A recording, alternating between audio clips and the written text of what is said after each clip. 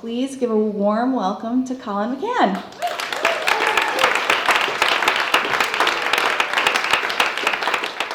My father always told me that one day I would need to kill the Red Knight. When I was 8 years old, that appealed to my imagination. When I was 15, it unnerved me, and when I was 21, it just made me angry.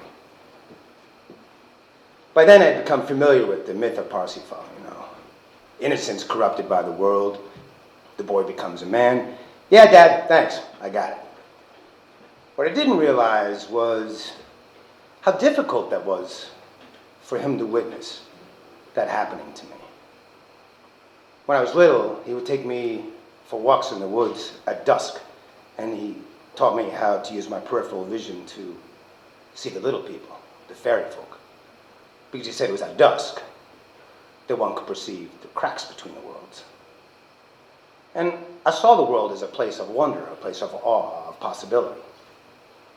And I don't know when it was that I stopped looking for them or stopped seeing the world in that way, but at 21, I was shutting down and pulling in.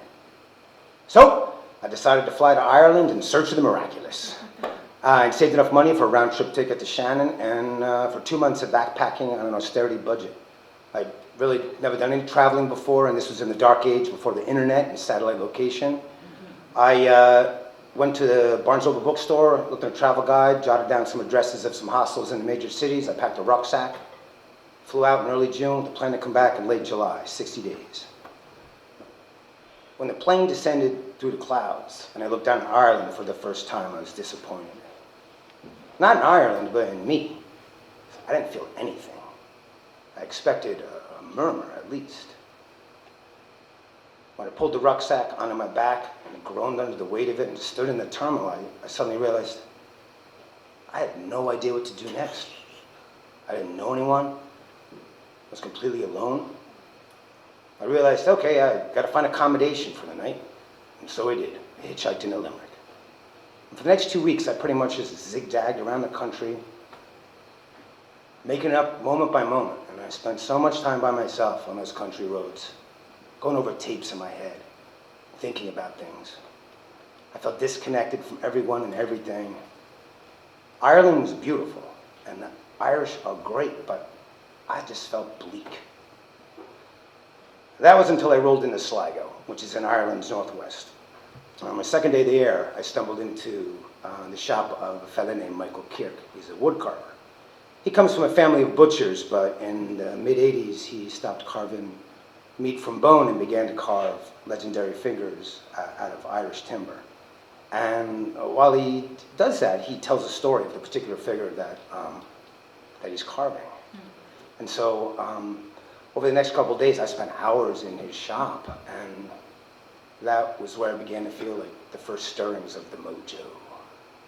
He told the story of the High Druid Cabot from Ulster, the land of my ancestors, and he was an individual who had the ability to see into the spiritual world, and that reminded me of my father. And I wanted so much to buy that piece for him, but it was 30 pounds, and I just did not have the money. Michael was kind enough to let me select a piece of wood, grab a hammer and chisels, and try my hand at carving. I pretty much just scratched shit in the bark. He drew for me this rough map showing the local landmarks around Sligo and the ley lines in the earth that connected them. And on the map, there was this small mountain called Knocknarea, and I could see that from the hostel where I was staying. And on top of Knocknarea is a cairn, which is an immense hill of stones. And it is a gigantic cairn. You could see the cairn on top of the hill from a long distance. And beneath that cairn, it's believed that Maeve is buried. And she's the great and beautiful, terrible warrior queen of Connaught. And legend says if you climb Knocknarea, you gotta carry a rock to drop on top of the cairn as tribute, out of respect. So the next day, I woke up, and after breakfast, I took the road out of Sligo town that led to Knocknarea.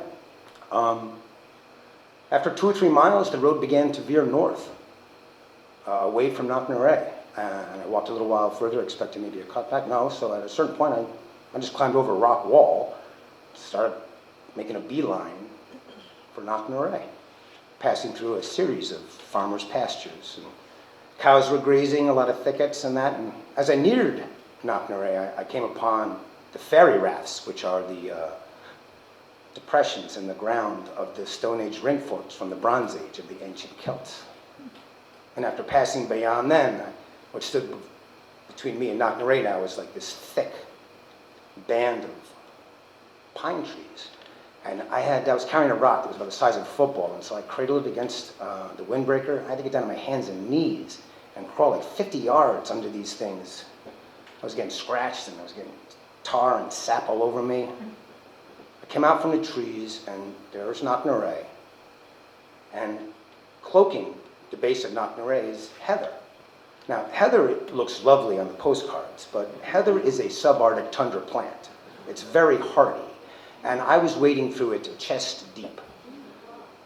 It begins to drizzle, strangely enough, in Ireland. Now, I'm not a mountaineer, but this was manageable.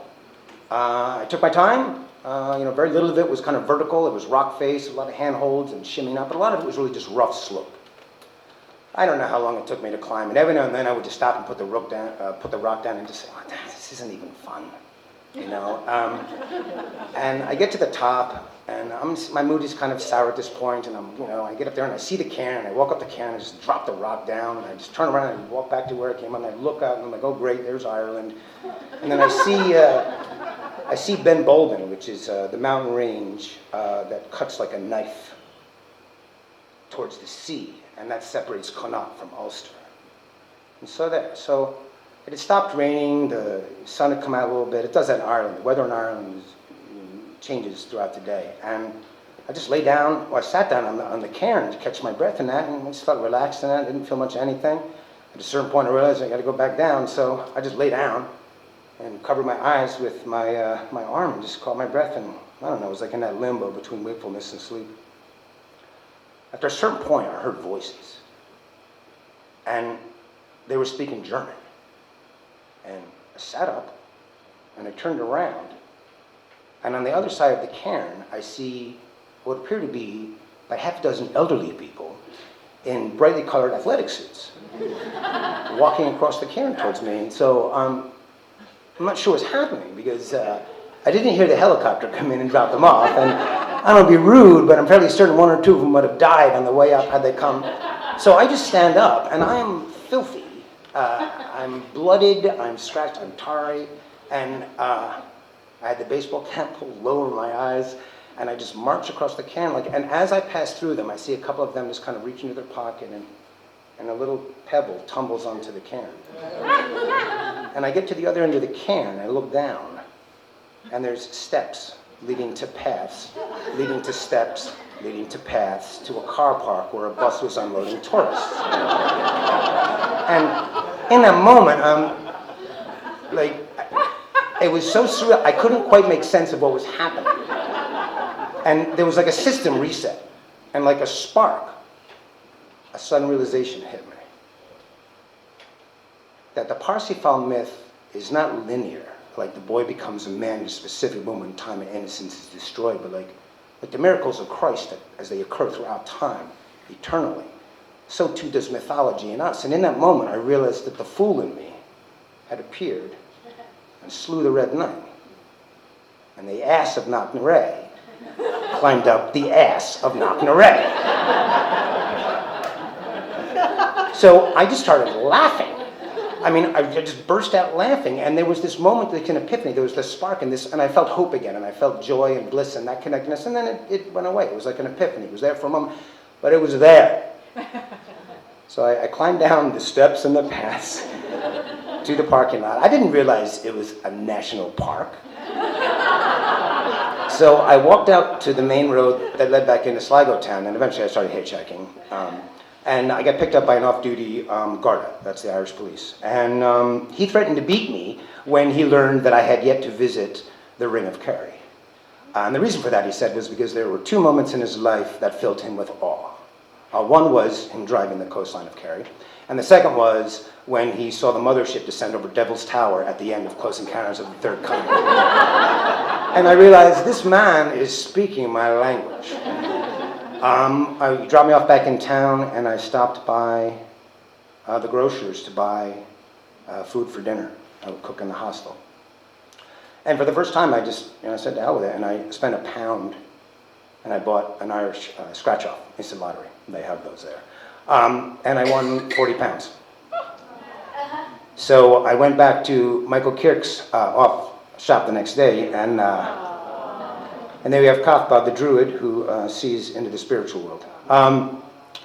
The next day I went to the same grocer to get stuff for lunch, and I bought another ticket and won £30. At that point, I realized I shall not drink from the well again. I went back to the hostel, spent the night there, packed Cathbad into the rucksack, and I hit the road.